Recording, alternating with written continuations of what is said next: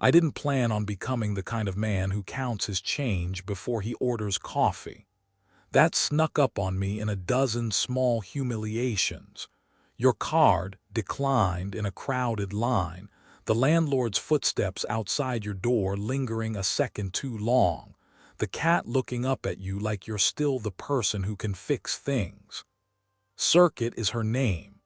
She's orange, streaked like a Cheeto, and she thinks 5 a.m. is a negotiable suggestion. The listing read like a typo. Night Clerk, Cedar Lantern Motel, Fayetteville, WV $50/HR, 11 p.m. to 7 a.m., no experience required, cash start tonight. If you're steady, you recognize the parts of a scam. If you're drowning, everything's a rope. I called. The voice that answered was the Appalachian kind that leaves some syllables on the road. "You can read a clock?" he asked. "I can." "You panic easy. I work in incident response," I said, and then remembered I didn't. "Not anymore. Come at 10:50. Office is the little glass box by the neon, you'll know it." The Cedar Lantern sits down a slumped gravel shoulder off US 19, like a toy motel a kid pressed too hard into dirt. 2 rows of rooms form a lopsided L around a parking lot that has more pothole than pavement. The neon sign, a script Cedar Lantern in green with a cartoon oil lamp, flickered like it was trying to quit smoking. It was late October cold, and the air had that leaf-rot sweetness that tells you Halloween isn't a holiday so much as a season around here. I pushed the office door. The bell over it was more of a cough. Inside smelled like coffee that died twice and a can of lemon aerosol trying to cover for it. There was a counter worn black at the edges where hands had been, a cork board with keys dangling from brass hooks, a faded no vacancy sign that had seen better summers. The man behind the counter looked like he'd been carved out of a tree whose rings told old stories. He didn't look up from the register. "You Evan?" "Yes, sir." He slid a paper toward me without taking his finger off it, tobacco-stained nail. The paper was folded twice, creased into muscle memory. "Read, memorize, don't write 'em down. Don't tell 'em to anybody. You break one, you're done. If you're lucky, done means unemployed." "What is this?" "Rules," he said, like he was telling me oxygen was air. He finally looked up. The eyes were sharp, blue like road ice. "You want the hours and the rate, you take the rules." I took the paper. My hands were shaking, which I blamed on the cold. I unfolded it.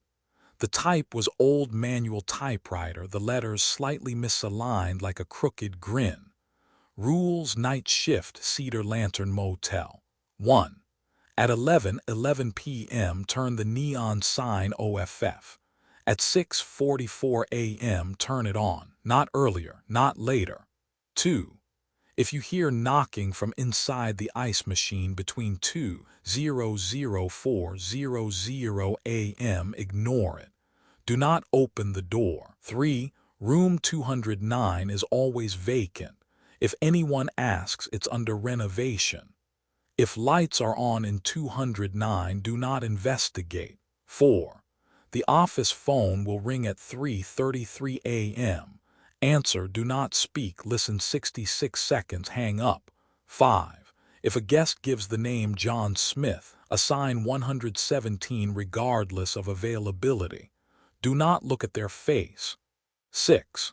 The lobby vending machine may dispense items that are not food. If it does, do not touch with bare hands. Bag it and place in burn barrel out back. 7. At 5:55 a.m., lock yourself in the supply closet for 5 minutes. No matter what you hear, do not open. There was a blank space like the paper thought about saying more and then didn't. "You expect me to believe this?" I asked, and hated the way I sounded, sour, brittle, a man pretending he's not already bought in. "I expect you to follow it," he said. You want to interview, you showed up, that's your interview. What if I have questions? You will, he said. You'll have better ones by sunrise. He slid a brass key toward me on a ring with a green acrylic fob that said office on one side and do not duplicate on the other. Keys, bathrooms through the back. There's a cot if you need to lay down. Don't, coffee's there, it's not. What's your name? I asked. People call me Red, he said. You can call me Red tonight and Mr. Redding tomorrow if there's a tomorrow. I'll be back at 7. If you're smart, you won't. He stood, shrugged on a canvas jacket heavy with years, and walked out. The bell coughed again, and the glass door made that hollow rattle that small buildings make when they get cold. I looked down at the rules until the words stopped being words and started being shapes. Then I looked at the clock. 10:58. The second hand ticked with a soft plastic knock. There is a kind of silence that belongs to motels at night. It isn't quiet. It's full of things being quiet. The cars that aren't pulling in, the TVs that aren't on, the arguments that didn't explode. The Cedar Lantern's silence had a draft in it. Somewhere a door didn't fit the frame. At 11:11 I went outside and hit the toggle for the sign. The green died like a frog blink. The parking lot got bigger in the dark. The highway hummed 300 yards away like a bad memory. I could see my breath, which seemed theatrical. Back inside, I made coffee. It tasted like a dare. I walked the small office the way you do a new apartment your first night, touching things like they'll tell you their names. The pegboard keys had a logic, evens upstairs, odds down, 100s in the oldest wing. There was a framed black and white photo of the Cedar Lantern in the 1950s, when the sign still had a lantern that actually lit.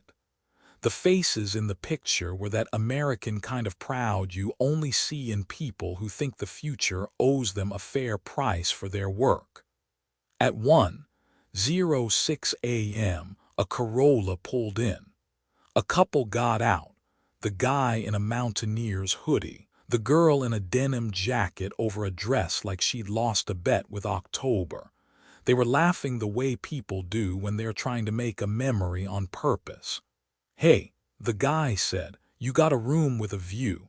All of ours have views, I said, because I wanted to sound like I belonged to a place. Second floor faces the state park. He smiled like I'd told him a secret. We'll take it. I gave them $215 for $69 cash, because the register tape said that's what Red charged last. I slid the key across and looked at the girl's nails, painted a dark green that was already chipping. She looked around with a wrinkle of the nose that wasn't mean, just honest. It's got character, I said, and she smiled because I'd said it for her. They left. The office swallowed them, and the bell coughed their absence. The first hour did that thing time does when you're waiting for something you don't want to arrive. Every noise was a noise. Every shadow was a test I wasn't sure I'd studied for. I reread the rules until the numbers started to feel like a spell. At 2:12 I heard it. A hollow knock. Another. Like someone's knuckles on the inside of a plastic cooler. It came from the alcove left of the lobby where the ice machine stood. A white box with a chute and a sign that said ICE 25 cents, even though the slot had been taped over long enough that the tape had left a ghost. The knock got faster. Not frantic exactly, more like persistent. I stood. I didn't mean to. My body did it and told me later. I took 2 steps into the hallway. The rules are a kind of kindness. They hand you a decision that isn't yours. I held the list in my head like a rosary. If you hear knocking from inside the ice machine between 2:00–4:00, ignore it. Do not open the door. Another knock. then a scrape like fingernails on plastic, then a voice, muffled, the kind of voice that has to get through too much material to make sense. I couldn't catch words, just a tone that wasn't begging or angry exactly. It was patient. It was like the voice knew you'd break eventually, because everyone does. I stepped backward until my calves hit the chair and sat down like I'd been pushed. I looked at the clock. 2:14. It was going to do this for 106 minutes. Not my decision, I said out loud. Not my decision to make. The knocking slowed like the thing inside was saving its strength. Then it stopped, which was worse. The computer on the counter was one of those flat black corporate issues you can smell the procurement contract on. I tapped the mouse to wake it and got a spiderweb crack spiraling from the center like someone had pressed a thumb too hard into the screen. On the keyboard, a brown smear had dried. I told myself it was coffee and immediately didn't believe me. The phone rang. 3:33 a.m. looks different than 3:32 or 3:34. I don't know why. It feels like a line drawn with a ruler. I picked up on the first ring because something in me knew you don't let that ring a second time. I didn't speak. Static isn't silent. It's 1,000 small things arguing. Under it there were other sounds, like a room on the other end had plumbing, a drip, a squeak of shoe on tile, then not loud but close, breathing. The breathing wasn't trying to scare me. That was what scared me. Footsteps, not toward the phone but past it, like someone was pacing. A door opened somewhere. I could hear the little wheel roll of a hospital privacy curtain being pulled. I could smell, yes, smell over a phone line, antiseptic with a mint note that reminded me of my wisdom tooth extraction. My tongue pressed against a scar I hadn't thought about in a decade. Then a voice. Male. Calm like somebody paid him for it. Subject EC Session 32, he said. Resistance vector maintained. Recommend reinforcement via environmental anchors. The motel schema continues to hold. My name did not appear in that sentence, and it still found me. A woman spoke farther away. What about the cat? Retain, the man said. Attachment is a tether. The line went dead at exactly 66 seconds. I know because I counted, and also because when something tells you to count, you don't stop at 65. I put the receiver down and realized my hand had gone white to the knuckles. I went to the bathroom and let the faucet run until the pipe stopped complaining. I splashed water on my face and looked up. The mirror had that silvering around the edges that makes it look like a bruise. In the fog the hot water shouldn't have made, because it wasn't hot. 2 words appeared like someone had written with the side of a hand. Remember, Evan. I stepped back so fast I hit the paper towel dispenser with my shoulder. The dispenser coughed out a towel like it was surprised too. I don't remember the next 20 minutes. I remember remembering them, which is different. The register's drawer was open a crack, and I don't recall opening it. There was a slip of paper in there I hadn't noticed earlier, folded small like a confidence. I unfolded it. If someone gives the name John Smith, assign 117. Do not look at their face. The bell coughed. The office door eased open. The man who came in wore a suit that had been pressed recently by hands that knew what they were doing. He held a briefcase with a scuff on one corner like the edge of a continent. He did not look like anyone who had ever been on this property. Evening, he said, a word that hadn't made up its mind. I'll require a room. Name.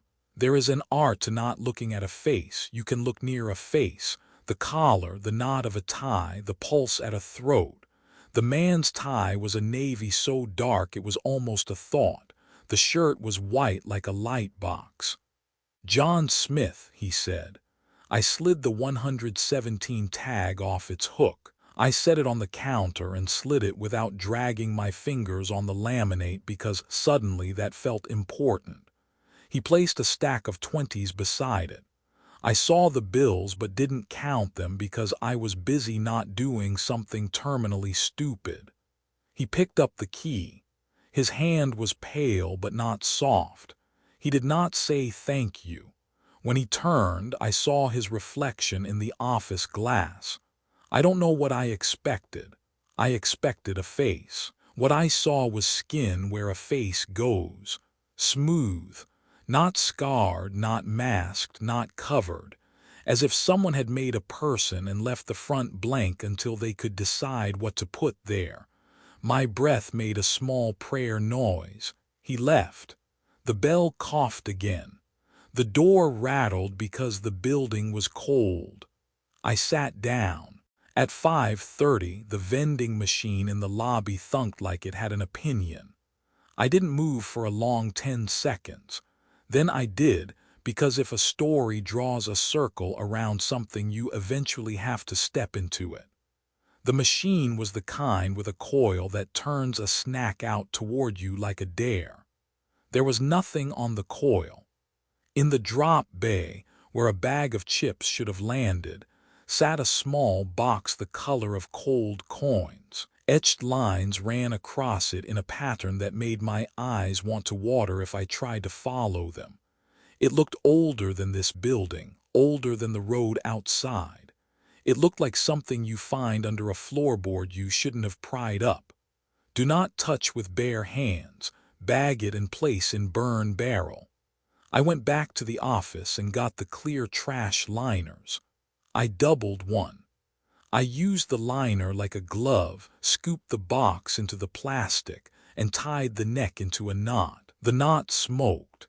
Not steam smoke, the plastic warping, the shape inside straining like it wasn't a shape at all but an idea that disliked containers. I carried it out the side door to the back lot where a rusted steel drum squatted in a gravel square. The drum smelled like the county fair and a house fire. I dropped the bag in and waited. For a second, nothing. Then a whisper, not outside my head, not inside exactly, a place where thinking and listening crossed the street. I heard my employee badge number from the life that ended, recited in a voice that was mine at the end of a 20-hour incident bridge when the caffeine had burned off and the adrenaline hadn't. "E.C." The voice said, "We will try again." I walked back to the office not quickly and not slowly. I told myself normal speed is how you don't make a predator look at you like your prey. At 5:55, I locked myself in the supply closet. I laughed a little, because what was a closet going to do against anything that could write on fog? Then I remembered the kind of humor you use when you're scared isn't really humor. It's a way to line up your thoughts. The closet had bleach and mops and a box of paper cups that had probably survived 3 changes of ownership. I sat on the inverted lid of a 5-gallon bucket and held my phone like it might like me. I didn't set a timer. When you set a timer, you're telling time it can win. At 5:59, something heavy leaned against the door, lightly, like it wanted me to know it was there but didn't want to scuff the paint. The doorknob turned a 1/4 inch, stopped, turned back. The wood breathed. A low sound climbed out of the crack under the door and sat in my lap. I thought of Circuit and the way she growls when a stray tomcat sings under the window. This was not that. This sound had grammar. "Evan," it said, and the vowels were wrong. "Do you remember the river?" I did not answer. I didn't because the rule said not to, and also because the part of me that wanted to say which river, like we could negotiate this, understood that once you start negotiating with a voice under a door at 5:59 a.m., you will never stop. At 6:00, the weight left the door. It didn't step away. The absence of it picked itself up and took the air with it for a second. I opened the closet when it was 6:01 because 5 minutes is 5 minutes even when the rules don't specify whether it's inclusive. The hallway outside was empty in that way that says someone had been there so recently you could still see where they weren't. At 6:44, I went out and flipped the neon on. The green staggered, caught itself, and then held. The sign's reflection laid itself on the office glass like a patient. Cars on 19 started to sound like morning instead of night. The mountains did that Appalachian trick where they look farther and closer at the same time. Red came in at 7:00 like he'd been waiting outside for the minute hand to point at him. He looked at me like a man checks if a fence held after a storm. "You made it," he said. "Define it," I said, which is not the kind of thing I said before last night. He nodded like I'd passed something. "You want to quit?" "Yes," I said, and then no. The truth was the no. It weighed more. It had a cat in it and a landlord, and a bank account I could see the bottom of just by thinking about it. He put a small white envelope on the counter. "Your pay," he said. "Cash. Don't count it in front of the window." I put the envelope in my jacket pocket. It was heavier than shame and lighter than fear. Red looked like he wanted to say a thing a man doesn't like saying. He said it anyway. "They'll put a new rule in the drawer tonight. You'll want to read it before you do anything you think you want to do." "What is this place?" I asked. "A place where things end," he said, "and sometimes begin again." I drove home in daylight the way you do when you've been up through something that felt like it would never let you out again. The road looked like a road. The sky looked like a sky. My apartment door had the same scratch near the knob it had yesterday from the time Circuit thought she could open it herself. On the doormat, a Polaroid. The white border was dirty like it had been pocketed by a person who wears their pockets too hard.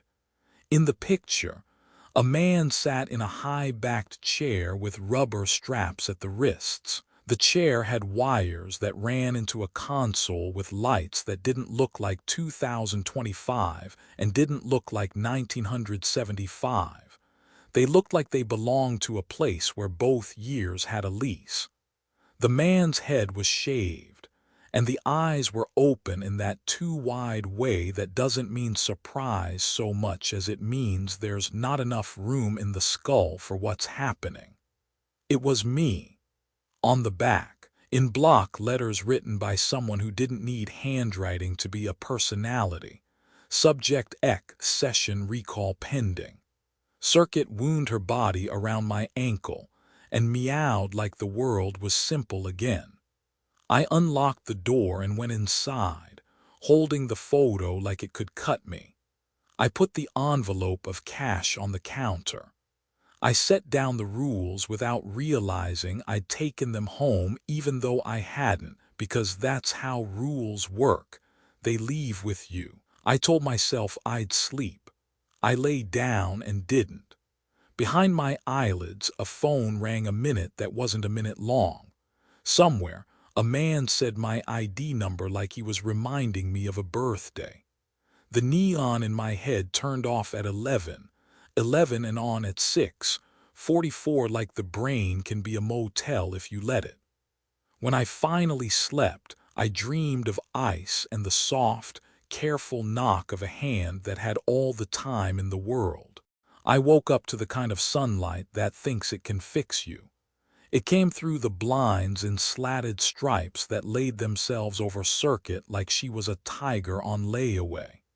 She blinked at me, did a slow stretch that made every vertebrae count out loud, and announced breakfast like she'd negotiated a union contract. The Polaroid lay face down on the counter because I couldn't look at me looking at me anymore. I turned the kettle on and watched steam spider up like a thought you can't grab. When the water hit the coffee grounds, the smell elbowed its way through the apartment, burnt chocolate, cheap, honest. I drank it black because I didn't feel like I deserved sugar. Somewhere between sips 2 and 3, a text hit my phone. New number again. No caller ID, just that gray bubble that lives to make you feel watched. Good morning, Evan. Sleep helps. So does routine. Water your plant. Turn off the sign at 11:11. I don't own a plant. I set the phone face down because apparently that's a thing we believe does something. I showered in water that took its time coming hot, shaved to prove I still did human maintenance, and stared at the little scar just in front of my ear where I'd cut myself the first week of my first job out of college. It looked older than it should. On the table, I laid out last night's envelope like I might have to count it in a hurry and needed the money to know where to find itself. I didn't count it. I just needed the weight to be real. I tried to nap. Every time I closed my eyes, the office phone rang.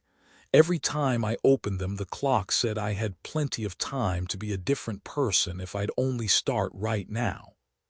By 5 p.m., I was driving again, because apparently I'm the kind of man who goes back. The mountains shouldered the sky the way they always do here, and I had that feeling Appalachia gives you, like the land is older than the rules you brought to it. Route 19 hummed under the tires, and the billboards promised fireworks and whitewater rafting like salvation comes in 3 sizes. The Cedar Lantern was gray in the late light, the neon off, the parking lot holding 5 cars that looked like they were trying not to call attention to themselves. I parked in the space marked office because last night had taught me that sometimes claiming a thing makes it real long enough to survive it. Red was behind the counter reading a newspaper I'm not sure anyone prints anymore. He looked up over the top like the paper was pretending to be a shield. "You came back," he said, not surprised. "I did. You sleep. Enough to pretend I did." He nodded, folded the paper like he'd done it every morning since the day the paper learned how to be folded, and slid the drawer open with his pinky. He didn't look at it when he said, "There's a new rule." Inside lay a single slip of paper, folded down to thumbprint size. It was the kind of fold you use on secrets and grocery lists you know you'll forget otherwise. I unfolded it. A line of typewriter letters looked up at me like they'd been punched through time. 8. If you see the little girl in the white dress, do not let her in. No matter what she says, no matter what you hear, do not open the door. I read it twice, then a third time because my brain wanted to look for loopholes and the rule didn't have any. "You'll want to believe you're an exception," Red said, and had the decency to keep his eyes on the paper. "You're not. Who prints these?" I asked. "The same people who printed the last ones," he said, "and the ones before that. I want answers. You'll get the kind that makes more questions. Do you ever answer straight?" "When the question is worth the cost," he said, and the way he said cost made me not ask what he paid for his answers. He handed me the office key. It felt heavier tonight. The bell over the door did its dying cough thing when he left. I stood in the quiet and listened to the building remember all the things it had survived. 10:48 p.m. The clock did that plastic tick that sounds like the second hand is trying to work up the courage to be useful. I did a round like I'd seen managers fake at jobs that needed to look like someone cared. Bathroom stocked, lobby wiped down, ashtray outside dumped, the burn barrel a black mouth full of yesterday. I found a lint-rolled blanket folded on the cot in back that looked like it belonged to the idea of sleep. At 11:11, I killed the neon. The parking lot deepened the way a pond does when a cloud decides to mean it. The highway stayed itself, unbothered. Then nothing. The kind of nothing that makes you start hearing furniture breathe. I nursed a coffee that tasted more like work than drink, and tried to put my mind somewhere that wasn't here. My hands did a thing my head didn't authorize. They fanned the rule sheet on the counter like a dealer laying down a straight 1 through 7, plus the new 8. I slid them back into a stack and put them under the counter because I didn't like how the numbers looked at me.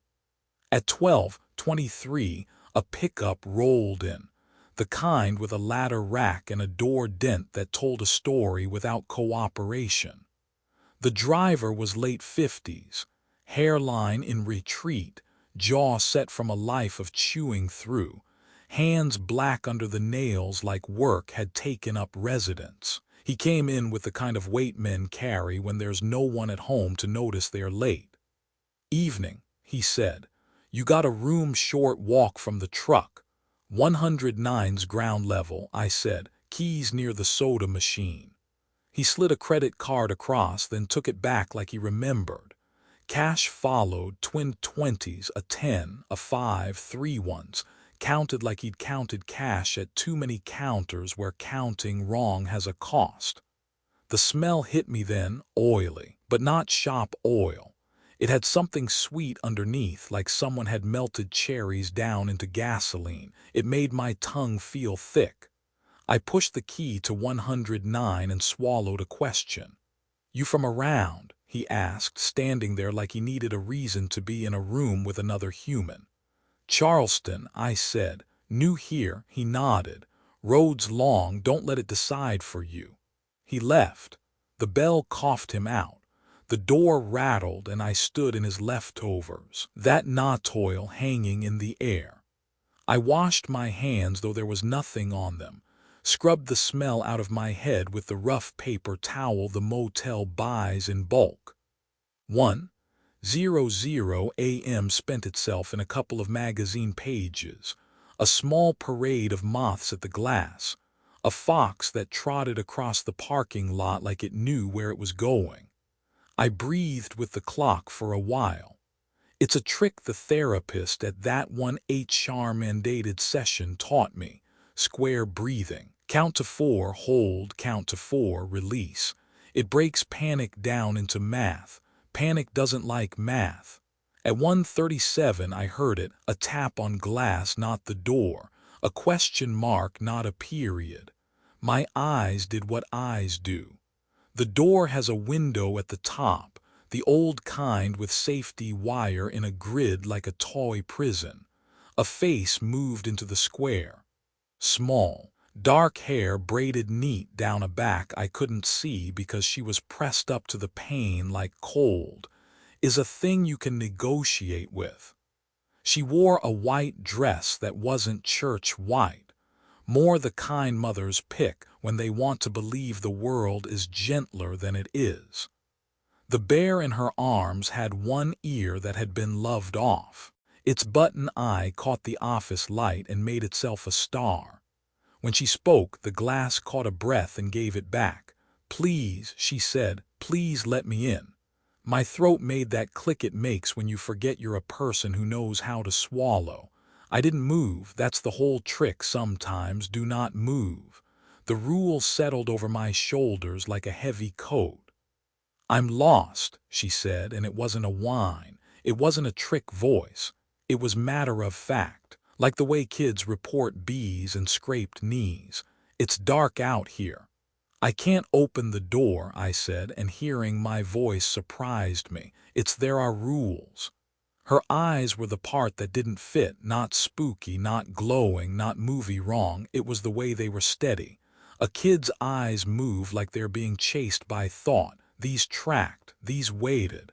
"What rules?" she asked. "Ones I have to follow." She blinked slow, somewhere outside. Gravel ticked under a tire that wasn't there. "I'm cold," she said, and hugged the bear into her ribs. "My mom said to ask for help at the office." "Where's your mom?" I asked, which was the kind of question any man would ask, which is a problem when rules are made by people who know what you'll do before you do it. She went to get gas, the girl said, and something in the sentence wasn't wrong so much as it was rehearsed. Where's your car? She looked left, like she had to remember the line. By the ice. Do you know your name? I asked. Her mouth opened, then closed so careful you'd think it could break. She leaned her forehead to the glass. The window fogged where skin met cold. Please, she said, and the please was better this time. It had a tremble in it, just a little. A kid could find that tremble in the dark. I can call someone for you, I said. Police, your mom, a tow. Her face changed. Not melted, not monstered. It put on a mask so fast the change felt like the room losing air. Every muscle went still. The eyes sharpened like a camera app finding a face. When she spoke again, there were other voices in there, not layered so much as trying to turn at once through the same door. You think rules save you, she said, and the pronoun was mine, the verb was mine, the contempt wasn't. You think you weren't the one who wrote them. I took a step back I hadn't authorized. The chair hit the back of my knees and I sat down like checking my work. The girl smiled then, and that was the worst thing, how normal the smile was. A front row of little square teeth like chiclets, a top lip with a chapped spot she'd picked at. The kind of smile that wins adults like tickets at an arcade. You made a promise by coming back, she said. We keep our promises here. I'm not letting you in, I said, and my voice found a spine I wasn't sure about. I'm not. She tilted her head. The bear's button eye winked off and on with the office light. You will, she said, without the theater this time. You always do. You just don't remember the word you used to tell yourself it was your idea. She pressed 2 fingers to the glass. The wire mesh bent a fraction, which wire mesh doesn't do. The cold came through like the door had decided to be helpful. Go away, I said, which is a thing a grown man doesn't like to say to a little kid even when he's been told to, even when the kid is a lit match near a fuse you can feel under the floor. She took her hand down and stepped backward into the dark. 1 step, 2, and then she wasn't there. The office felt immediately too big. I went to the side window to catch a glimpse of a white dress moving through the lot and saw my face instead, a pale shape in wire squares. The clock shook itself into 2:09 as if time had been holding its breath too. I paced the office perimeter twice like dogs do with yards, not to secure anything but to convince my body where the edges are. The rule about the ice machine played a dirge on my spine. I stayed in the office because I can learn. I sat. I watched the hallway where light pools in that motel way like a bar fight waiting to start. 2:27. A knock rose from inside the ice machine. Soft, confident 2-beat knock. The kind people use on doors they own. My mouth remembered being dry and told me about it. I didn't move. Not my decision, I said again, and the words made a little warmth inside my throat. The knock went away. Silence laid down on silence like blankets. Somewhere between 3:25 and 3:33, I let my eyes close in that blink that takes a little too long. The phone rescued me from the drift. I picked up on the first ring and didn't speak because I'm good at following instructions when the cost of improvising is immeasurable. Instead of static, I heard a room breathe. Not the office, a different room, one with more square corners and less dust in the vents. Paper shuffled. I caught the clack of a keyboard that belonged to a machine new 10 years ago. A man cleared his throat because this was procedure. Subject EC, he said, and the way he said EC made it letters and also made it me. Session 33. Response to environmental anchors improving. Preconscious compliance exceeds threshold. A woman spoke in a measured nurse's cadence. Anomaly, the girl protocol failed to enter. Not a failure, the man said. Replicate pressures. He won't remember the reason he opens the door. He never does. They let the silence sit there like it was doing them a favor. Then I heard wheels, small ones, roll. A curtain scraped in its track, a sound that lives at the back of every hospital hall.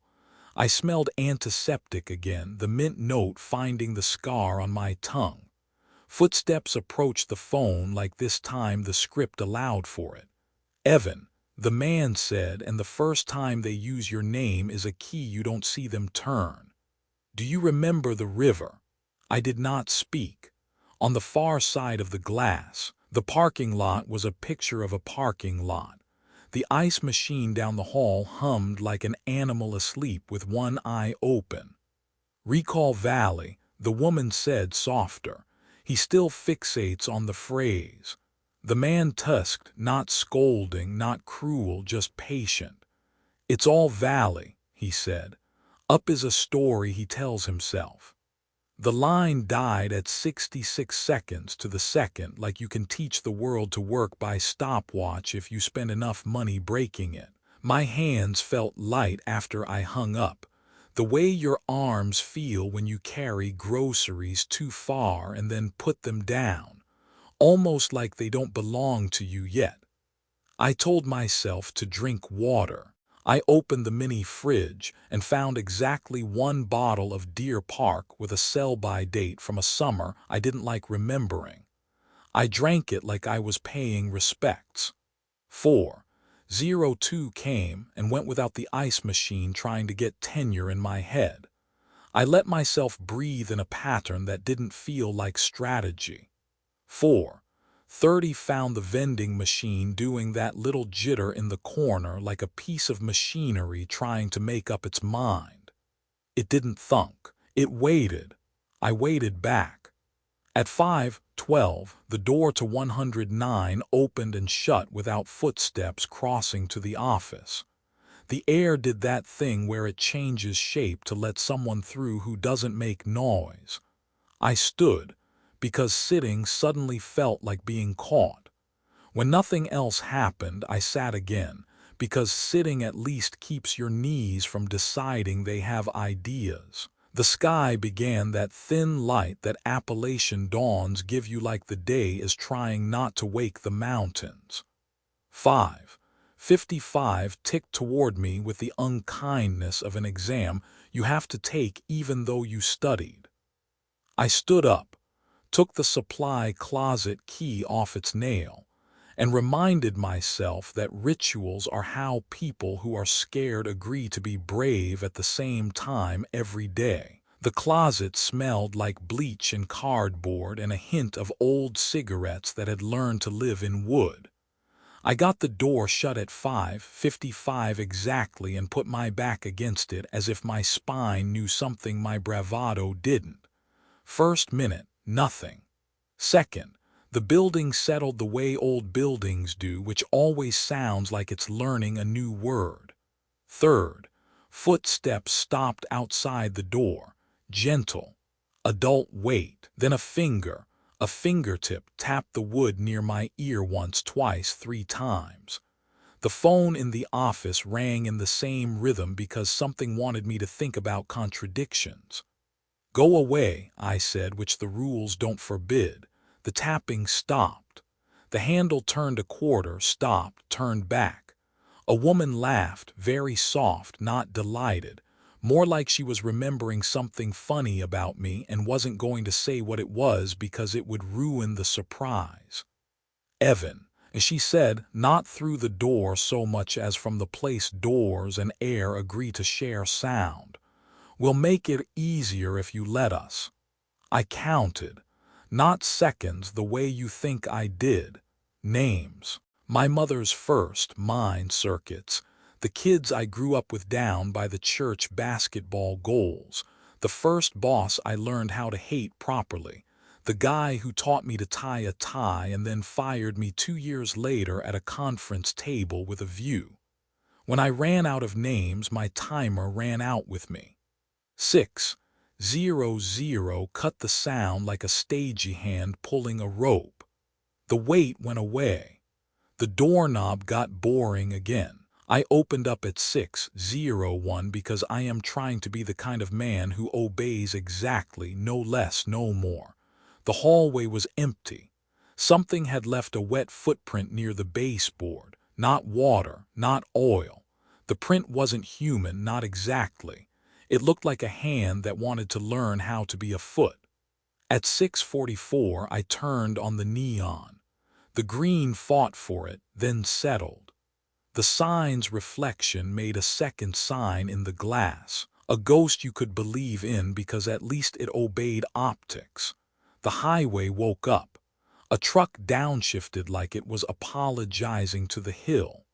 Red pushed through the door at 7:00 with the newspaper under his arm and looked at me like you look at a fence post after a wind.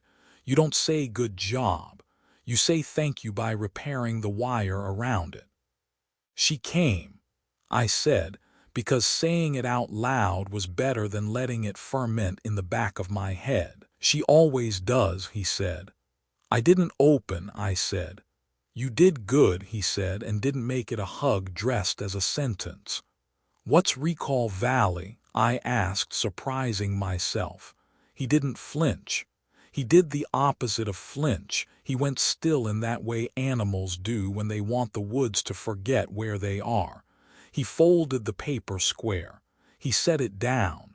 He met my eyes, and the blue in his looked like river water if you've ever seen a river that had to choose between two ways through a rock and took both. Some questions aren't worth the cost before coffee, he said, and some aren't after.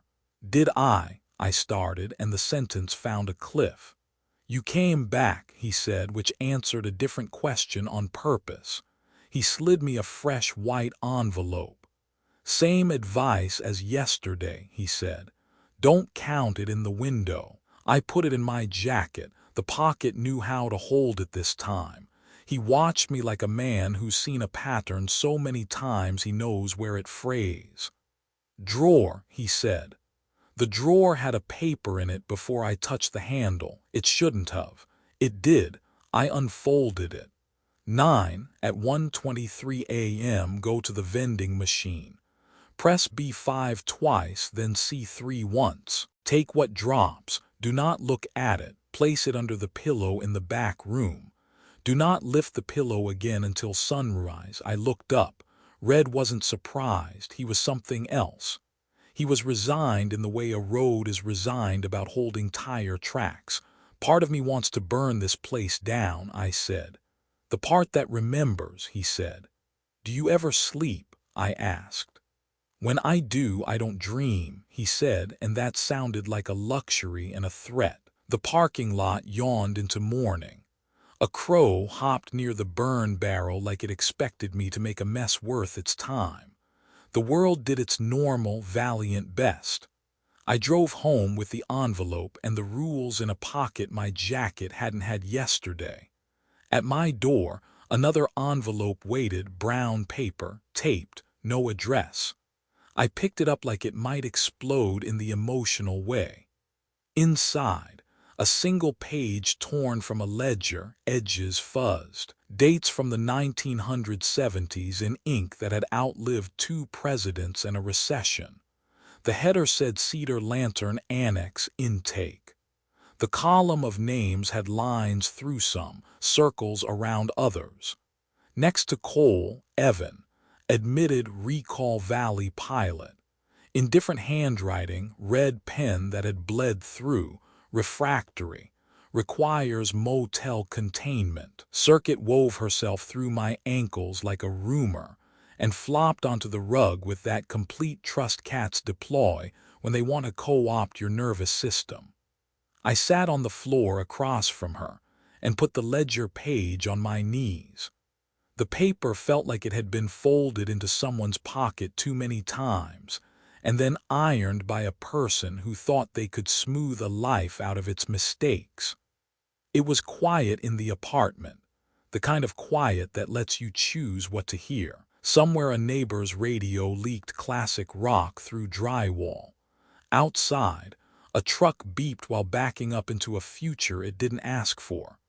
I rubbed the scar in front of my ear like it was a worry stone and said out loud the thing I keep pretending I'm not going to say. I was here before. Circuit looked at me, did a slow blink that could mean anything, and headbutted my knee. I didn't take that as absolution. I took it as a vote of confidence from an animal who knows routines save lives. The rules know it too. They're not cages. They're a road with the edges painted bright enough you can drive it in fog. And someone, maybe me, put them here.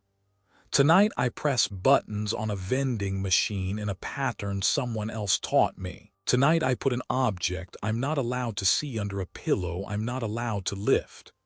Tonight the phone will ring and I will not speak, and people who know my ID number better than I do will narrate my life like they're filing a report.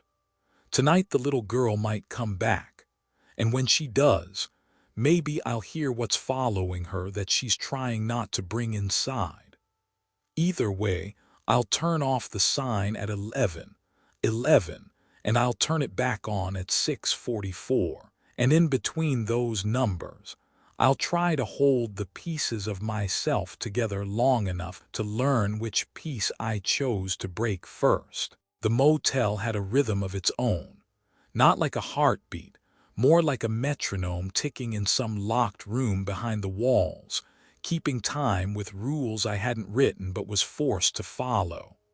Every creak of the old floorboards, every flicker of the neon sign outside, every hum of the vending machine in the lobby, they all felt rehearsed, like the building had been performing this play long before I arrived.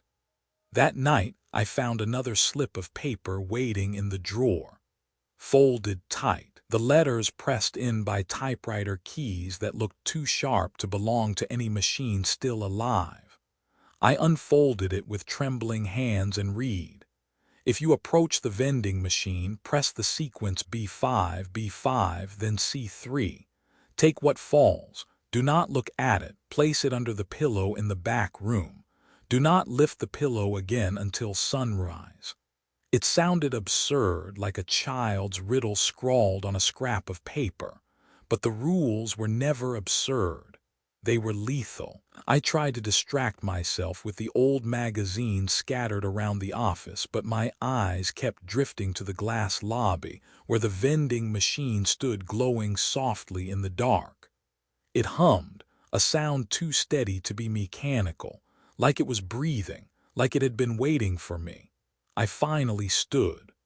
The carpet muffled my steps, but I still felt the air grow heavier the closer I got. My hand hovered over the buttons. My pulse thumped so loud it drowned out thought. Then I pressed them in order, B5, C3. The machine did not clang or rattle like it should have. Instead, a hiss escaped, thin and sharp like a tire leaking air. The glass fogged for a second, then cleared. Something slid into the tray. I kept my eyes averted. The rules were clear, do not look at it. Peripheral vision gave me a glint of something metallic, sharp-edged, too heavy for candy. I tore a pillowcase from the cot and used it like a glove, scooping the object into the fabric. Even through the cloth, I felt a cold that wasn't physical. It was the kind of chill that starts at your teeth and works its way down your spine. I carried it into the back room and shoved it beneath the pillow, hands shaking so hard the cot squealed against the floor. The moment I let go, a whisper filled the air. Not sound exactly, something between a thought and an echo. It repeated itself in loops, too quiet to understand, but I could feel the shape of my name inside it. The pillow sagged with the weight. I stepped back like I'd just buried something dangerous. And then came the phone. It rang with that shrill, ancient cry that drills right into the skull. I forced myself to pick up, remembering the rule: answer but do not speak.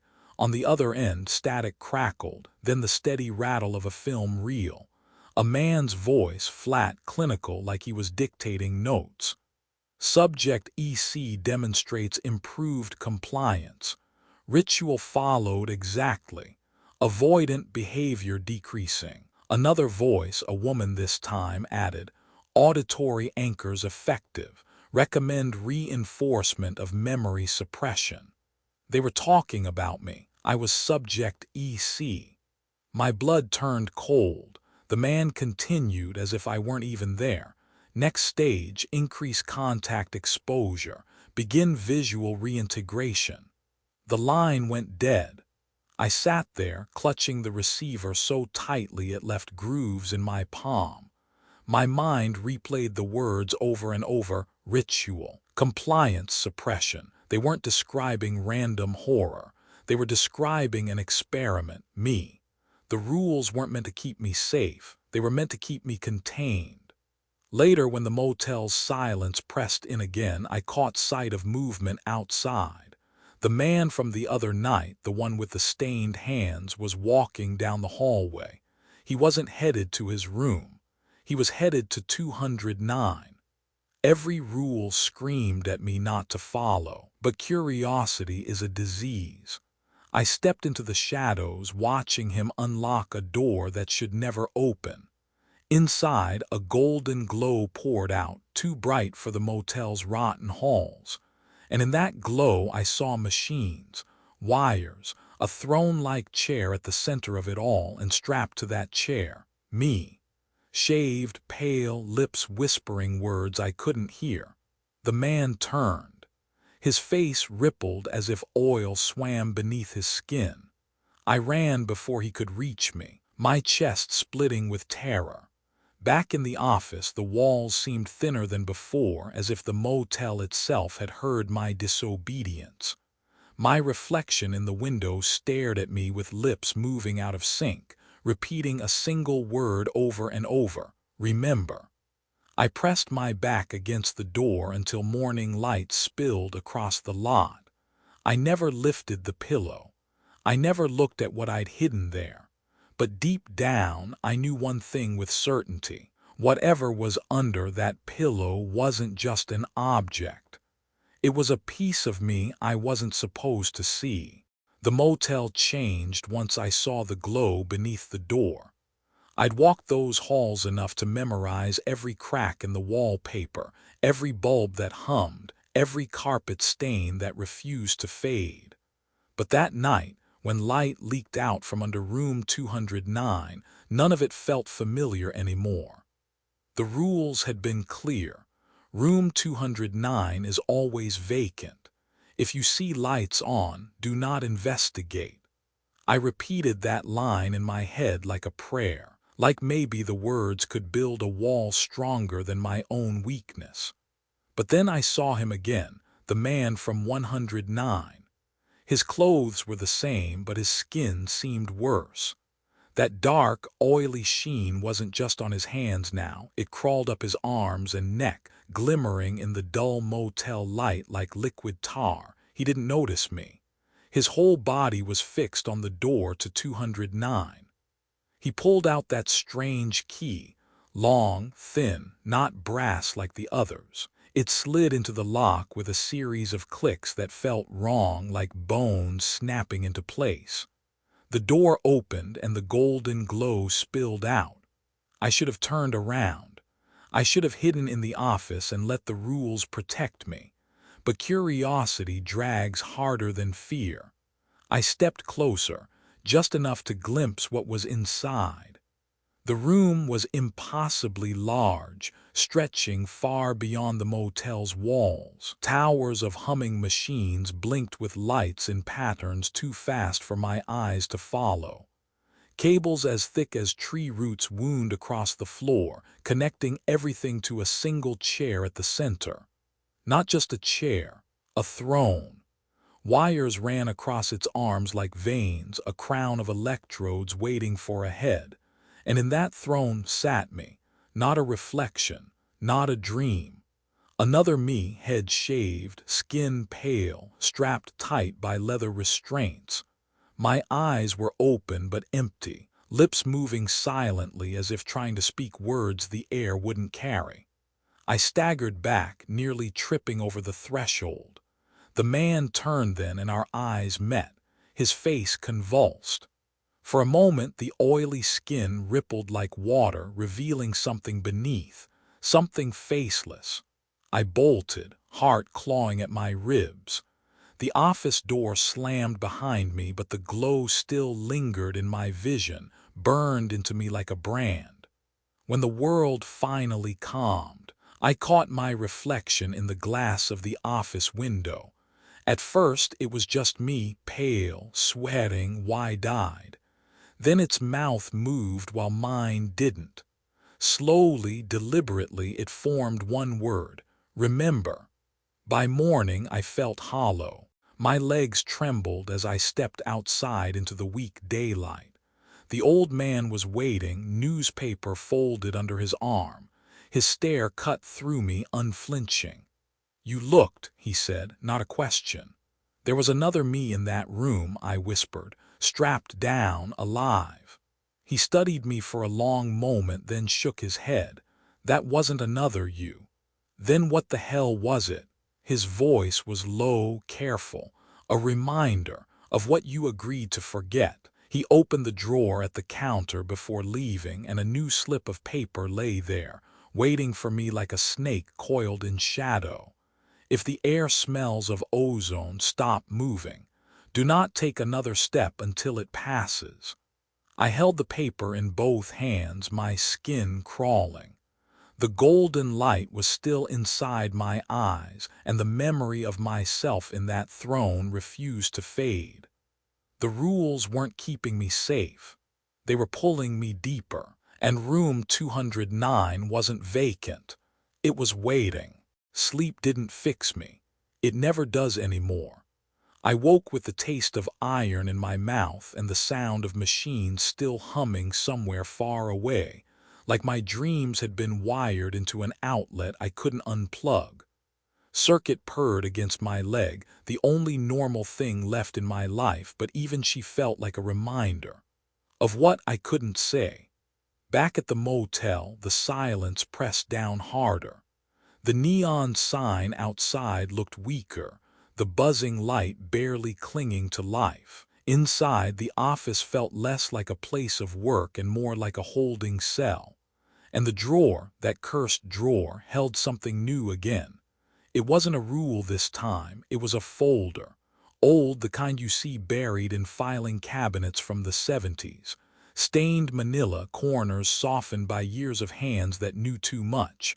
I pulled it out with care, half afraid it would crumble. The cover was stamped, Cedar Lantern Annex Records. My breath stuck in my throat. Annex, not motel. I opened it, the pages brittle, typed lines fading. The first was a ledger of names, some I didn't recognize. Others were familiar in a way that made my chest tighten, local surnames I'd seen on mailboxes driving into town. Beside each name was a word: admitted, terminated, or transferred. And then I saw mine. Cole, Evan, admitted, Recall Valley Pilot.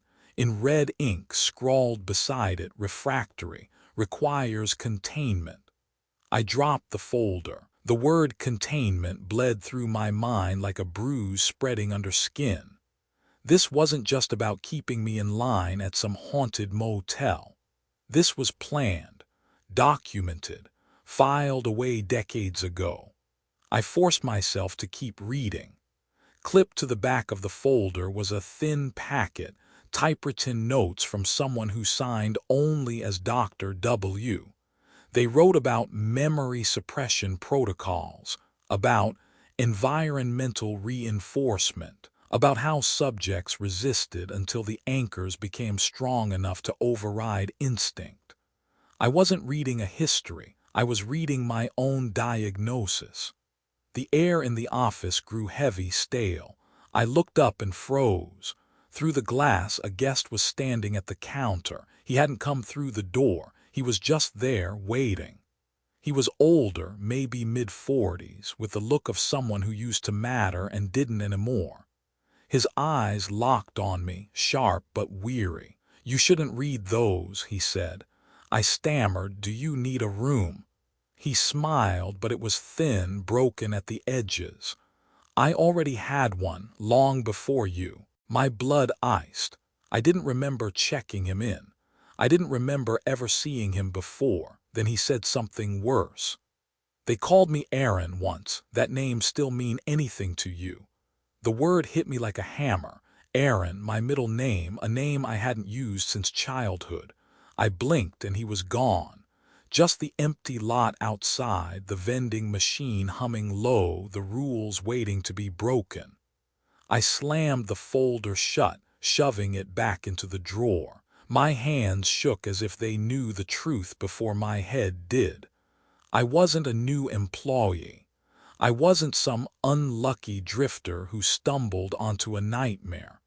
I'd been here before, and someone had made damn sure I'd forgotten. I told myself daylight would change things. That was the lie I clung to while driving out of the parking lot, folder still burning a hole in my bag. Morning should have made the motel smaller, less threatening. It didn't. Even in sunlight, the Cedar Lantern hunched against the hills like a sick animal waiting for nightfall. The town wasn't far. Fayetteville, small, quiet, the kind of place with one diner that does everything from pancakes to funeral sandwiches. The streets were alive enough. Kids on bikes, a church bell ringing, the usual local trucks parked half on the curb. But there was something wrong under the surface, something that prickled at the back of my neck. I stopped at the library first. The building was brick, the kind of civic pride project towns built in the 70s and then forgot about.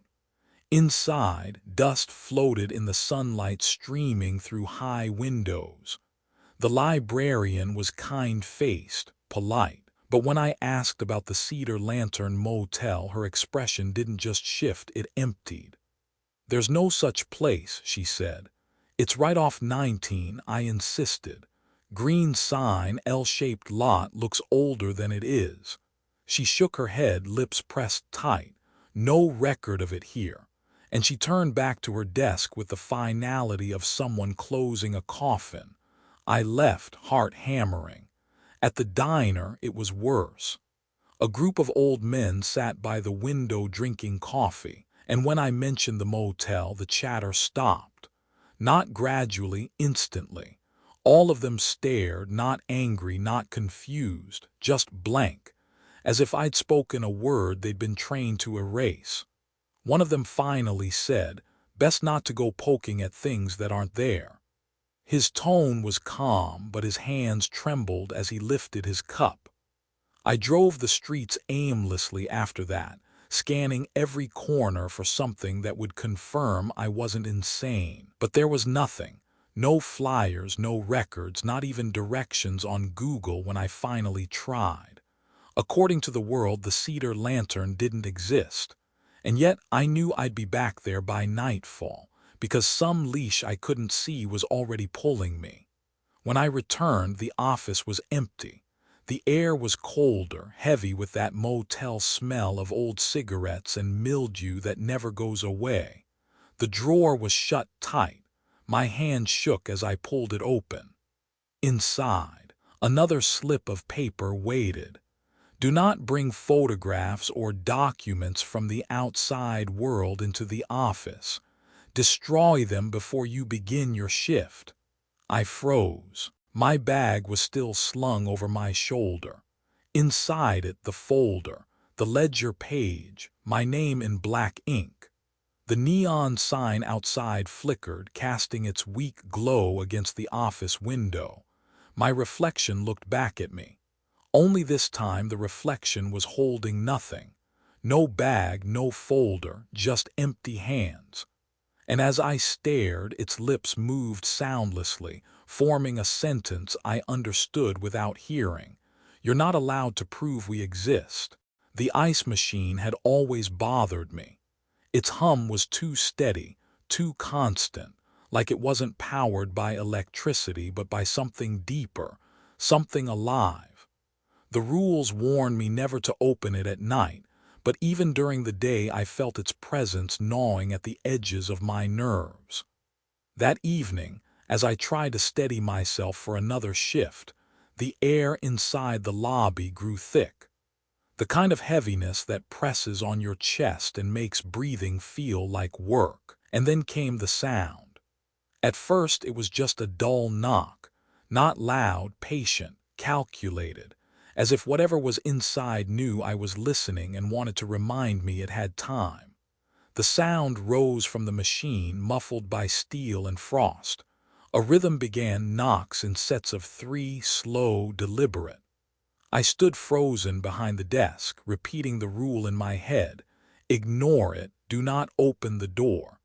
My palms sweated against the counter, but my feet refused to move closer. Then, without warning, the sound shifted. It wasn't coming from inside the machine anymore. It was deeper, beneath it. A hollow thud like fists pounding on wood. Then a scrape, metal against stone. The floor beneath the machine shivered, dust sifting from the ceiling tiles. And then came the voice, muffled, warped, as though dragged through water, but unmistakably human. Help, let me out. I clamped my hands over my ears, but it didn't stop. The words weren't traveling through air. They were crawling up through the foundation itself. The machine shuddered violently, rattling in place. For a heartbeat, I was sure it would topple forward and reveal whatever was clawing beneath it. My instincts screamed at me to run, to bolt from the office and never come back. But the rules rooted me where I stood, like invisible chains binding me to the spot. Finally, the noise stopped. The silence that followed was worse. It was as though the motel itself was holding its breath, waiting for me to break the rule. I forced myself back behind the counter, shaking, when something caught my eye, slipped under the glass of the register. Half hidden beneath old receipts was a page torn from the same kind of folder I'd found before. The heading was faint but legible. Subject Intake, Cedar Lantern Annex. I slid it free with trembling hands. There were names again, dates, statuses. But this page was different. It listed conditions, locations of entry points. And one line, circled in red, jumped out at me. Primary access, beneath refrigeration unit, lobby hall. Containment pit active. Do not breach. My throat went dry. The pit. The knocking hadn't been on the ice machine, it had been from underneath it. Something or someone was still down there. As I read, a sudden chill crept over the back of my neck. I turned toward the office window. My reflection stood where it should, but it wasn't mirroring me. Its head was tilted, ear pressed to the glass, as if listening to something I couldn't hear. Its lips moved slowly, deliberately. They're not trapped, you are. The rules had always been cruel, but they were clear. Each one gave me a single path: obey and survive, disobey and vanish. That was the unspoken contract, but the motel had other plans. It wanted to see what I would do when there wasn't a right choice at all. It began with the phone, the office phone, the one that always rang in the dead of night. I was ready for it, receiver in hand, before the first ring even hit. The rule echoed in my head. Answer, do not speak. Listen until it ends. Easy, or at least predictable. But before I could press the receiver to my ear, another sound cut through the silence. Outside, by the parking lot, the old payphone bolted to the brick wall began to ring. That phone had been broken for years. Rusted, cord frayed, the coin slot jammed with a piece of gum. I'd walked past it a dozen times without a second thought.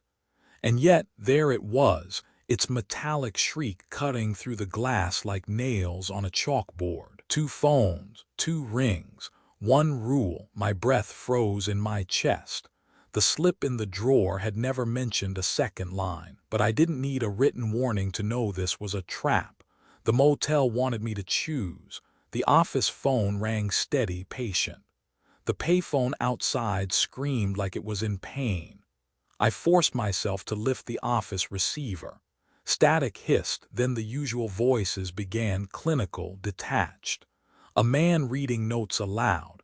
Subject EC maintains compliance. Ritual stability intact. Further exposure recommended. I clutched the receiver, but my eyes kept drifting to the glass. Out in the lot, the payphone still rang, and then it stopped. The silence outside was sudden, unnatural. My skin prickled. Slowly, against every instinct, I turned my head. Through the office window, I saw the payphone's receiver hanging loose, swaying gently. Someone or something had picked it up, and then I heard it, my father's voice. "Evan, you there, son?" My blood turned cold. He'd been dead for years. I buried him myself. The voice was raw, pleading. "Please, Evan, answer me. I don't have much time." I pressed the office receiver harder to my ear, desperate to drown it out, but the static shifted and the man's voice on the line changed. It became my father's voice, too, calm, measured, almost rehearsed. "We told you not to look, Evan. You promised us you wouldn't look." Both voices spoke at once, one pleading, one condemning, bleeding together until I couldn't tell which was real, if either was. My throat tightened, my hand shook. For a moment I almost dropped the receiver and ran outside. Almost, but the rule held me like a chain. I stayed, I listened. The voices finally faded. The payphone went silent. The office line clicked dead. I set the receiver down with trembling fingers and the silence returned. When the sun rose, I opened the drawer. A new slip of paper waited as if it had been placed there just for me. "If 2 phones ring at once, never choose the one outside." I stared at it for a long time. My chest ached, because part of me wanted to believe it had really been my father, and part of me knew the motel had learned exactly how to hurt me. The motel had a way of leaving gifts. Not the kind anyone wanted, but the kind you couldn't ignore. Sometimes it was a rule folded into the drawer. Sometimes it was a Polaroid tucked under the office phone. This time it was a book. The ledger was waiting on the desk when I came in, as though someone had placed it there only moments before I opened the door. Black leather, cracked at the edges, the spine sagging like it had been thumbed through for decades. The cover was blank. No title, no label, nothing to suggest it belonged anywhere. I didn't want to touch it. My hands hovered, shaking, but eventually I opened it. Inside were names, hundreds of them, written in careful block letters, page after page. Some crossed out with thick black ink, others underlined, a few circled in red. At first they meant nothing to me, but then I recognized one. Julia H., a nurse I'd checked in 2 nights ago. She'd left before dawn, at least I thought she had. Her name was written in the ledger with a single word beside it, absorbed. I flipped faster. My stomach dropped. There was the couple who'd rented 215, their names together on one line, transferred. The old man with the oil-stained hands, terminated. Every guest I had seen, even the ones I'd convinced myself were normal, was here. Recorded, categorized, as if the motel was keeping score. My fingers went cold as I turned another page and saw my own name staring back. Cole Evan. Not just once, 3 times. The first entry admitted, the second suppressed, the third blank, a space waiting for a final word. I slammed the book shut, my heart battering my ribs. The sound echoed too loud in the empty lobby. When I looked up, the reflection in the office window was staring at me again. Not mirroring, not delayed, Independent. It smiled, thin and wrong, and raised a hand to point at the ledger still sitting on the desk. I shook my head. No, I'm not finishing this. I'm not writing it down. The reflection mouthed words I couldn't hear. I didn't need to. I already knew what it was saying. You don't write the endings. We do.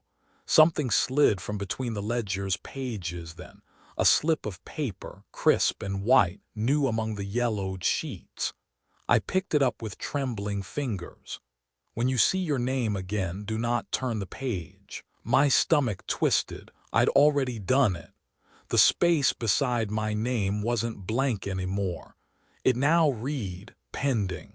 The bathroom mirror in the office was cracked, spiderweb fractures running from one corner to the other. I'd avoided it since the first night. Not because of vanity, but because I didn't trust what looked back at me. That evening, another slip of paper waited in the drawer. Shorter than usual, almost casual. Do not cover the mirror. Do not break it further. Look only when necessary.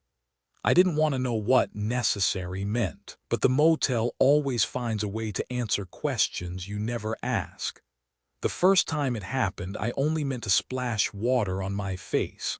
The tap groaned, the pipes shuddered, and cold water filled my palms. I leaned over, dripping, then glanced up. My reflection wasn't late, wasn't wrong. It was layered.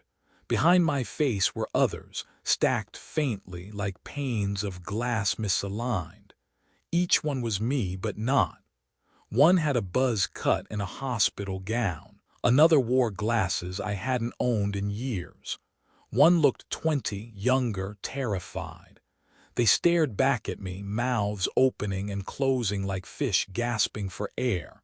I stumbled back, the stool clattering against the tiles. The reflections didn't move. Not until all of them turned their heads at the same time and looked directly into me. My lips didn't move, but theirs did. The words were silent at first, but the sound grew, pushing through the glass like steam through a crack. You asked them to take it away. I shook my head. No, I never. You begged them, you signed, you let them cut the memories out. The younger version of me pressed its palm to the glass. The crack spread further, sharp lines racing across the surface. A high-pitched ringing filled the room. I tried to back away, but my feet felt stuck. My chest heaved. The reflections chanted now, voices overlapping in a storm of whispers. Remember, remember, remember. The mirror bulged outward, as if liquid swelled behind it. For a moment, I was sure it would shatter and spill all those versions of me into the room. Then the bathroom light flickered and the glass went dark. Only my face remained. Pale, shaking, alone. I ran to the office, slamming the bathroom door shut. The ledger still sat on the desk where I'd left it, humming with a weight I could feel in my bones.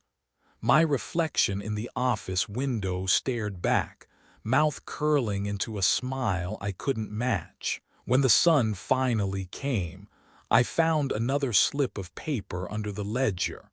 My hands trembled as I unfolded it. If the mirror speaks in more than one voice, leave the room immediately. Do not argue, do not answer. I stared at the rule until the letters blurred. My throat tightened, because I already had. The motel had a talent for cruelty. It didn't just want obedience. It wanted to know how far I could bend before I broke. That night it decided to test my sympathy. I heard the knocking first, soft, hesitant, not at the office door but against the glass pane beside it. I turned slowly, every nerve in my body already tense. She was there, a little girl no older than 8. Pale dress, white cotton, hem frayed from dirt. Her dark hair was braided neatly down her back, too neat for a child who looked lost. She hugged a worn teddy bear to her chest, its button eyes dangling by threads. Her eyes were the worst part. They weren't wide with fear the way a child should be. They were old, heavy, knowing, "Please," she said, her voice muffled through the glass. "I'm cold. Can you let me in?" I froze, torn between every human instinct and every rule I'd learned. Somewhere deep inside, I already knew what this was, but knowing didn't make it easier. "I can't," I managed to say. My throat felt raw. "I'm not allowed." Her lip quivered, tears welled up, rolling down her cheeks. "There's something out here. It's following me. Please, mister, please." My hands shook against the counter. The words "money ain't worth your soul" echoed in my skull, Red's warning coming back uninvited. I pressed my palms flat against the wood to keep them from reaching for the door. "I'm sorry," I whispered. "I can't." Her expression collapsed into grief, shoulders shaking with sobs. It broke me to watch. Every muscle in my body screamed to let her in. What kind of monster refuses a child in need? But then the crying stopped. She lifted her head and her face had changed. The tears were gone, replaced by a smile too wide for her small mouth. Her eyes darkened, pupils swelling until they drowned the whites. When she spoke again, her voice was deeper, layered, like more than one throat was speaking at once. "You can't hide, Evan. You can't hide from what you signed." My blood went cold. What are you talking about?" Her grin widened, impossibly so. "We'll make you remember every piece you sold, every memory you begged us to take away." The teddy bear in her arms writhed suddenly, its seams splitting, stuffing wriggling like worms. She pressed its ruined head against the glass, leaving a smear that looked too dark to be dirt. Then she was gone. One moment she was there, pressed against the office window. The next, the lot outside was empty. I stood trembling, my whole body shaking with adrenaline, staring at the streak she'd left behind. It didn't wipe away when I pressed a rag against it. It sank into the glass, a stain that pulsed faintly like a vein. When morning came, the drawer held another slip of paper. "Do not let the girl inside, no matter what she says." I crushed the paper in my fist, rage boiling under my fear. The motel didn't just want obedience anymore. It wanted to strip me down until I couldn't tell the difference between compassion and suicide.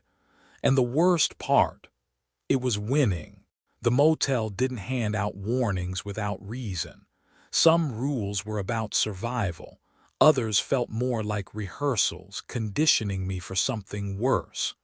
Rule 5 had always haunted me. If a guest checks in under the name John Smith, give them the key to room 113. Do not look at their face. I had obeyed it once already. Barely. I thought maybe that had earned me a reprieve. I was wrong. The bell over the office door jingled and I looked up, already dreading what I'd see. He was there again. Tall, broad-shouldered, dressed like an accountant on his way to a funeral, gray suit, black tie, shoes too clean for the dirt lot outside. His posture was stiff, every movement deliberate, as though he were remembering how to mimic being human. He placed a hand flat on the counter, fingers long and pale, nails too smooth. And in a voice without inflection he said, "John Smith, room 113. The rule screamed in my mind. I lowered my gaze, fumbling with the keys on the pegboard. My hands shook as I pulled the tagged brass key free. I didn't dare raise my eyes above his chest, but it wasn't enough. Because as I slid the key across the counter, he leaned closer. The air around him shifted, carrying the faint smell of ozone and something sweet, rotten beneath it. "Do you know why you can't look?" he asked. His voice was calm, conversational, but it vibrated in my skull like feedback. I swallowed hard, staring at the countertop grain. "The rules say." "The rules keep you small," he interrupted. "They keep you docile, but you want more, don't you, Evan?" Hearing my name from him was worse than a scream. It was too casual, too knowing. I tried to pull back, but his hand shot out, resting lightly on mine. The contact was cold, not the chill of skin, but the absence of warmth altogether, like touching polished stone. My instincts roared, "Don't look, don't look," but my will wavered. Every part of me wanted to know what was behind that smooth voice, what kind of face could demand an entire rule built only around avoiding it. And then he whispered, just once. The air thickened, my neck strained. My eyes began to lift almost against my will.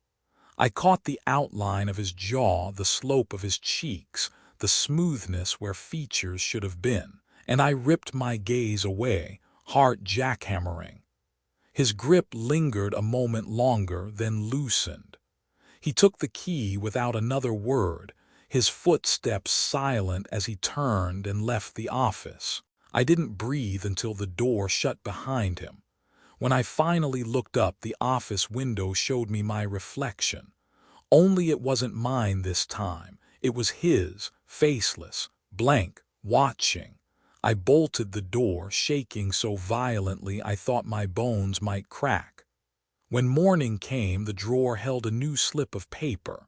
"If John Smith speaks, do not answer." I crumpled it in my fist, bile rising in my throat, because I already had. The motel never smelled clean. At its best, it carried the stale weight of cigarettes and mildew, and at its worst, a copper tang that made me think of old pennies pressed to the tongue. But that night, the air changed. It started faint, like a storm building somewhere too far off to see.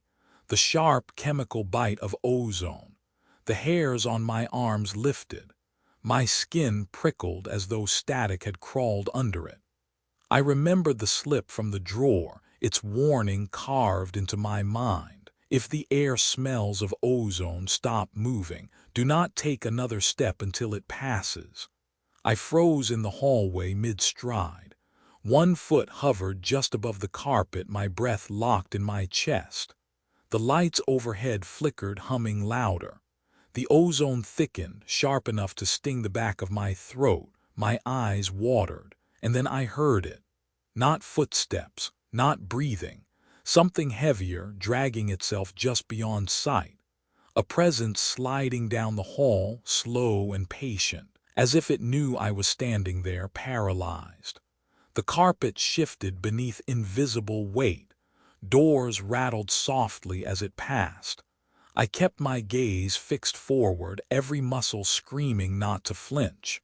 The rule didn't say anything about closing your eyes, but I didn't dare. If I looked away, even for a heartbeat, I was certain it would notice. The smell grew unbearable as it neared, so sharp it burned in my sinuses. Whatever it was, it moved like water poured into a container too small for it, flowing, pressing against the walls, squeezing through air that couldn't hold it. And then it was right beside me. Something cold brushed my sleeve. My chest nearly gave way to panic, but I forced my body still, teeth grinding as I fought the urge to run. Out of the corner of my vision, I thought I saw a ripple in the air, as though the space itself bent around a shape that wasn't meant to exist. It lingered there, breathing a soundless breath, the ozone stench wrapping around me like plastic. Seconds stretched into eternities. Then, as suddenly as it came, it slid past. The hallway carpet sighed in relief. The odor began to fade, carried away like a tide pulling back into the sea. When the air cleared, I staggered back into the office, collapsing into the chair behind the counter. My legs shook so violently I thought they'd snap. The drawer was open. I hadn't left it that way. Inside, another slip waited. The words were smudged, as if written in a shaking hand. "If it touches you, you will not survive the night." I pressed the paper flat against the desk, heart hammering, because I swore I could still feel that cold brush against my sleeve. The Cedar Lantern had its own way of coughing up secrets. Sometimes they appeared in the drawer, sometimes in the hall, Sometimes, as that night proved, they waited quietly in plain sight until I was ready or foolish enough to notice. It was a book, thick, bound in green leather so faded it looked gray. It lay on a shelf behind the counter, half buried under receipts, dust, and a broken no vacancy sign. I had seen it before countless times. Only this time, the motel wanted me to open it. The spine cracked like old bone when I pulled it free. My fingers left trails in the dust on its cover.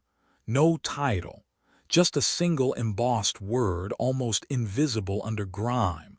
Register. I opened it. The first pages were what you'd expect from a roadside motel. Names written in shaky cursive, addresses from small towns across the state, dates that stretched back decades. But the further I turned, the stranger it became. Some entries weren't written in English. Some weren't written in any language I recognized. Just jagged symbols, curling marks that looked like they'd been burned into the page rather than inked. Others had no handwriting at all, only shapes pressed into the paper, indentations left by something that didn't hold a pen. My stomach tightened as I flipped through faster. The names blurred together.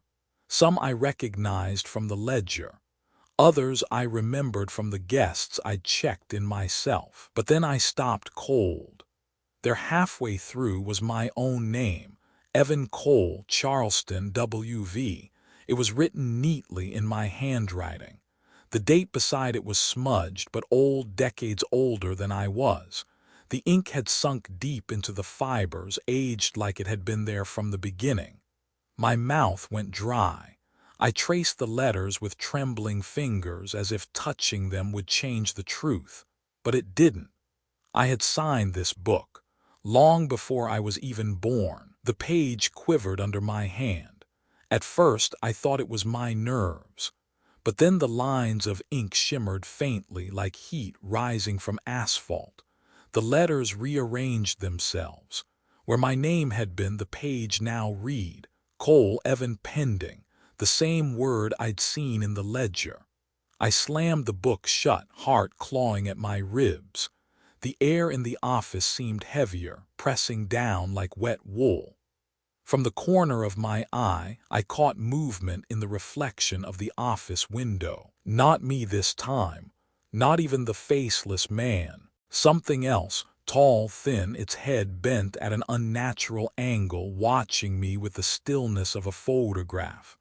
When I spun to look, the space outside was empty. But the book on the counter had shifted. Its cover was open just enough to show a fresh line of ink, glowing faintly as though still wet. Signature confirmed. Entry complete. I didn't remember picking up the pen. I didn't remember signing twice. The supply closet had always been the one place that felt almost safe. A ritual, nothing more. Step inside, lock the door, wait it out until the danger passed. I'd learned to treat it like a coffin that saved you for just one more night. But safety doesn't last here. The motel doesn't give, it loans, and it always collects. That night I felt it before I saw it.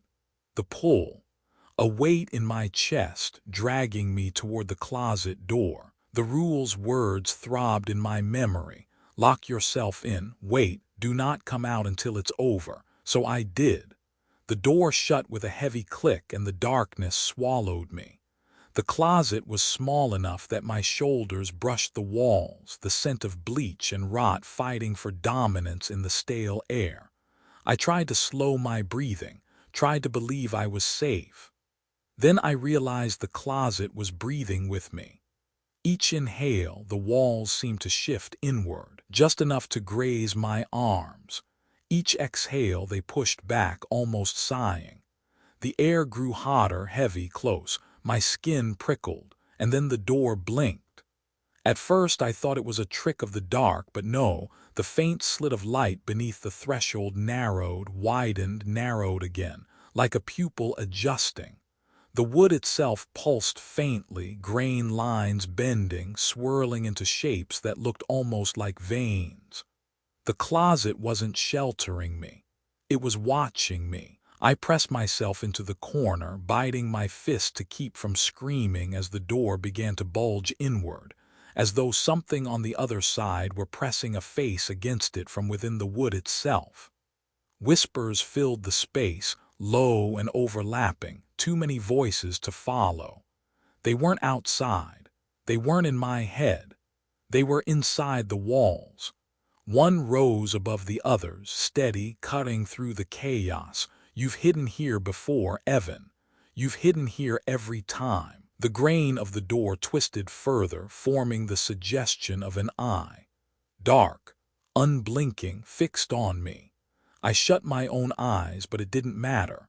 I could feel it burrowing past my lids, drilling down into memory.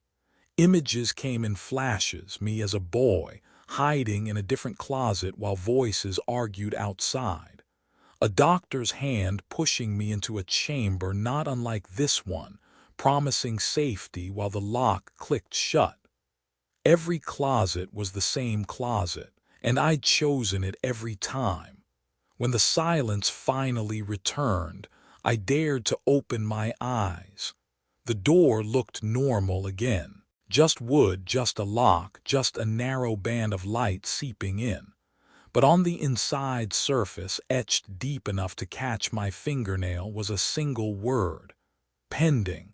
The same word from the ledger. The same word from the guest book. The closet wasn't protecting me. It was recording me. When I stumbled out, shaking, the drawer at the desk was already open. A fresh slip of paper waited. Do not trust the closet. It remembers more than you. I had always told myself that the rules were there to keep me alive. A cruel bargain, but one I could cling to. Follow them, survive the night. Break them, disappear. Simple math. But by the time the 16th night came, the motel had worn that illusion thin. It wasn't about survival. It was about control. And I was never the one holding the reins. The office smelled of ozone and mildew, sharp enough to sting my throat. The ledger still sat on the counter, its weight unnatural, like a stone pressing against my ribs even from a distance. The guest book lay beside it, green leather humming faintly as though it had a heartbeat of its own. And then the drawer opened on its own. Inside wasn't a slip of paper this time. It was a photograph. Me strapped into the throne in room 209, eyes wide, mouth half open in a scream, wires spiderwebbing across my temples. Across the bottom, scrawled in red ink, was a single line: Recall Valley Pilot, subject EC phase completion pending. My knees weakened, my stomach churned. I staggered back, clutching the desk for balance. The office phone rang. Not the shrill cry I'd grown used to, but a steady tone, low and insistent. Against every instinct, I answered. Voices filled the line, not whispers, not static, clear, dozens of them. Some were the versions of me I'd seen in the mirror. Some were strangers, all speaking in unison. You asked us to take it away. You asked us to cut the memory out. We gave you rules instead, and you followed them. My throat tightened. What did I ask you to take? The voices laughed, a sound like glass breaking. The part that remembered, the part that fought. You begged to forget, Evan, and we made sure you did. I dropped the phone, but the voices didn't stop. They seeped from the vents, from the cracks in the walls, from the hum of the vending machine. This is not your first cycle. I stumbled to the bathroom, gripping the sink, staring into the fractured mirror. The faces were there again, layered, infinite. Each one of me, each one broken in different ways. They spoke together, mouths moving in sync. You've been here before, you'll be here again. You are the experiment, you are the rule. The mirror cracked further, a jagged line splitting across my reflection's throat. Blood beaded where no wound existed. My hands shook violently. And then the lights in the office cut out. When they blinked back on, I was standing in room 209. The machines hummed, cables pulsed. The throne waited empty now, but only for me. In the corner of the room, Red leaned against the wall, newspaper folded under his arm. His face was shadowed, unreadable. "You remember now," he said, not a question. I tried to speak, but my mouth was dry. "You signed for this," he continued. "Over and over. You begged us to keep you from remembering what you did, what you built. And every time when the memories crack through, you crawl back here, to be scrubbed clean again." I shook my head violently. "No, I never." He stepped closer, eyes hard as stone. "You did. You asked us to bury it, and now it's time to finish the cycle." Behind me, the throne hummed louder, wires writhing like snakes eager for prey. The phone in my pocket buzzed. I pulled it out with shaking hands. A new message from the unknown number. "Good job, Evan. You're remembering. Please sit down." The chair gleamed in the golden light, patient, inevitable. And as the hum of the machines grew into a roar, I realized the motel had never been a prison. It was a laboratory, and I was both subject and architect.